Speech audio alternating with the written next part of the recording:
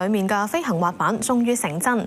法國一位極限運動愛好者研發咗一塊空中滑板，廠方話可以帶你飛上3000米高空，但係能唔能夠確保安全呢？李建恩講下。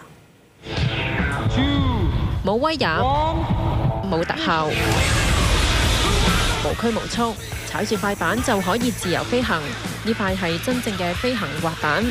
企喺上面示範嘅係發明者本人，嚟自法國嘅薩帕塔。佢係水上電單車嘅冠軍級人馬。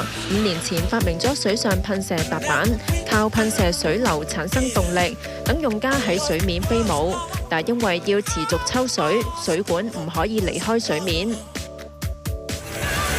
但係今次嘅升級版終於完全擺脫水管束縛，改用小型噴射引擎，燃料裝喺背包入面，原則上就算下面係陸地一樣飛得起。駕駛者純粹為咗安全先至維持喺水面上空試飛。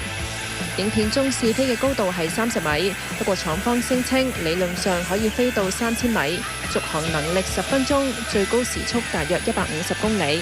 今次試飛嘅只係試驗型，而最令人頭痛嘅始終都係安全問題。開降落傘需要用高度換取時間，但係如果飛行滑板因為故障或者燃料耗盡，喺太低嘅高度出故障，就算用家孭咗降落傘都冇足夠嘅時間打開。如果廠方諗唔到替代方案，就算技術上可以任意飛行，用家都好難玩得安心。有線電視記者李建恩報導。